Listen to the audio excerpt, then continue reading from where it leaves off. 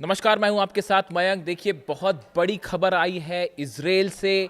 Iran ने अपनी Khyber missile के हमलों में इजराइल में बना हुआ सीआईए का हेडक्वार्टर तबाह कर दिया है।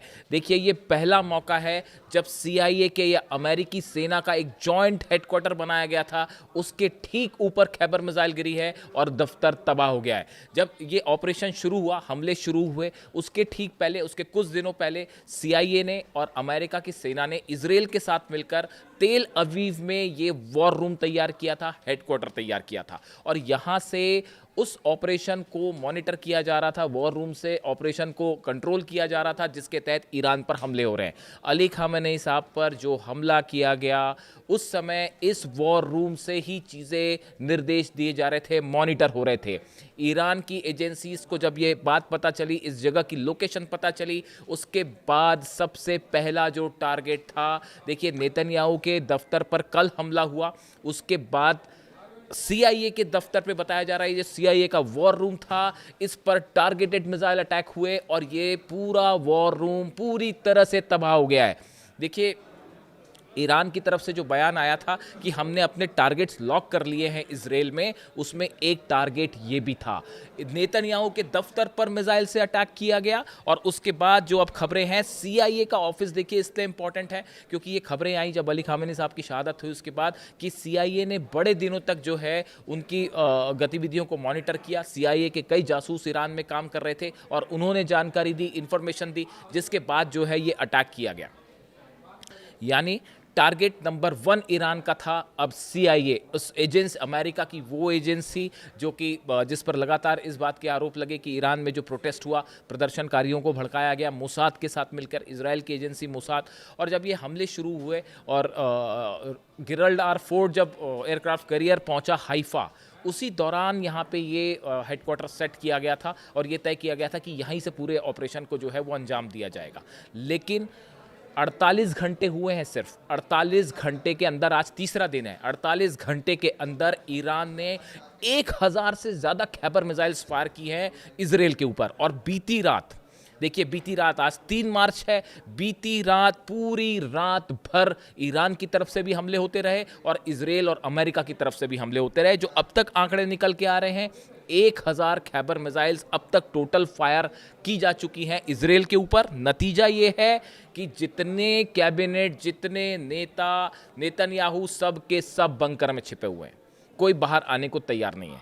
दूसरी चीज़, करीब 400 से 500 बिल्डिंग ऐसी हैं जो कि पूरी तरह से तबाह हो गई हैं, जिसकी तस्वीरें अब सामने आ रही हैं। ऐसी तबाही इजराइल ने पहले कभी नहीं देखी।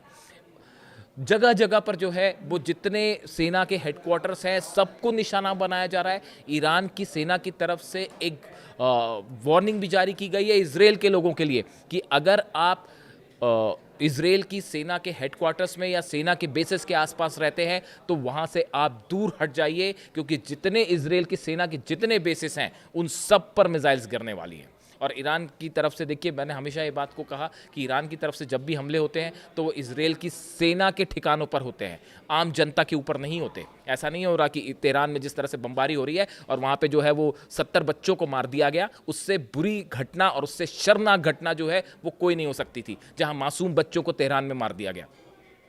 लेकिन ईरान की सेना ने जो हमले किए हैं, वार्निंग दी है कि आप बेसिस से दूर हो जाइए। जिस तरह से हमले हुए पिछले 48 घंटे में, जो ईरान ने मिसाइल्स फायर की हैं, उसका नतीजा ये है कि पूरा डिफेंस सिस्टम कोलैप्स है इजराइल का। आयरन डोम और थार्ड और पेट्रियट सब के सब फेल हो चुके हैं, ना ड्रोन्स रुक पा रहे हैं, ना मिसाइल्स रुक पा रही हैं। अब देखिए, ये इसके अलावा अगर हम बात करें, ये इजराइल का हाल है, नेतन्याहू बंकर में बाहर आने को राजी नहीं है।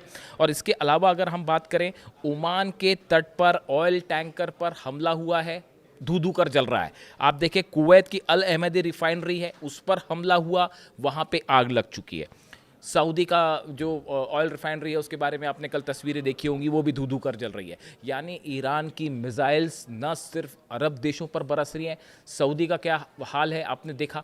यूएई में जिस तरह से दुबई पर जो है मिसाइल्स गिर रही हैं और ड्रोन्स गिरने की इंफॉर्मेशन सामने आ रही हैं, आप देखिए पूरे दुबई में पैनिक है, फ्लाइट्स रुकी हुई है। और अब हालात ये है कि किसी तरह से ईरान को रोकने के लिए कोशिशें शुरू की गई हैं।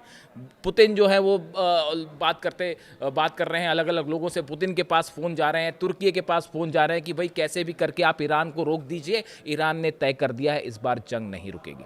आपने हमारे सुप्रीम लीडर को निशाना बनाया, अब इसका नतीजा ये है कि अब ये आर पार की जंग होगी। अब चाहे इसका नतीजा जो हो, हकीकत ये है 11 देश मिलके भी ईरान का कुछ नहीं बिगाड़ पा रहे हैं। 11 देशों पर भारी पड़ रहा है ईरान।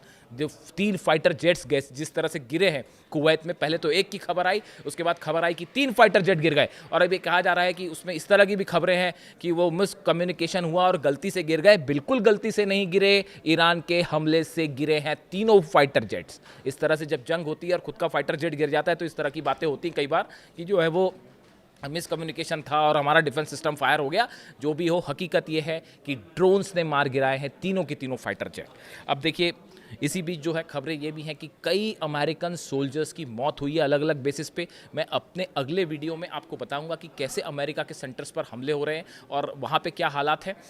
लेकिन इसी बीच अमेरिकी सैनिकों की डेड बॉडीज़ अब वापस भी पहुंच रही हैं, अमेरिका पहुंचनी शुरू हो गई है, उसकी तस्वीरें भी सामने आ रही हैं। और अमेरिका में एक बड़ा गुस्सा देखा जा रहा है डोनाल्ड ट्रंप के खिलाफ। वहाँ पे डेमोक्रेट सांसद जो हैं, जिस तरह से कहा जा रहा है वहाँ पे कि डोनाल्ड ट्रंप ने बिना कांग्रेस की परमिशन लिए एक नए जंग में अमेरिका को खींच दिया है, और इसका परिणाम क्या होगा ये कोई नहीं जानता। देखिए, ब्रिटेन के प्राइम मिनिस्टर तो जो है उनकी तरफ से ये कहा गया, डोनाल्ड ट्रंप को ये कहना पड़ा कि हमने ब्रिटेन के बेसिस का इस्तेमाल नहीं किया। यानी ब्रिटेन के प्रधानमंत्री भी अब ये महसूस कर रहे हैं कि कहीं ऐसा संदेश ना चला जाए कि हमने भी मदद की है और उसका नतीजा ये हो जाए कि फिर गुस्सा ईरान का जो है वो ब्रिटेन पर भी निकले। देखिए, बात सिर्फ इस जंग की नहीं है, ये एक ऐसी मिस्टेक हो गई है जिसका परिणाम लंबे समय तक देखने को मिलेगा। ये जंग अब रुकेगी नहीं। जंग में कोई भी जीते कोई हारे वो एक अलग बात है, लेकिन ये एक ऐसी जंग शुरू हो गई है जिसके नतीजे अब सालों तक आगे बढ़ते रहेंगे।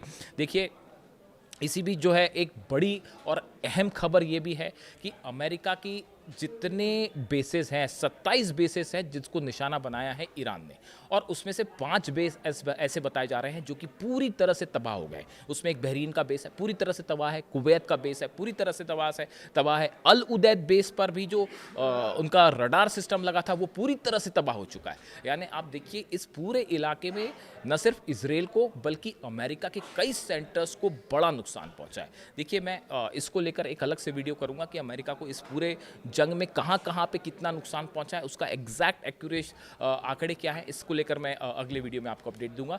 लेकिन फिलहाल ईरान ने धुआं कर रखा है 10 देशों को। देखिए, इससे जुड़ा जो भी अपडेट होगा आप तक पहुंचाऊंगा। Thank you so much.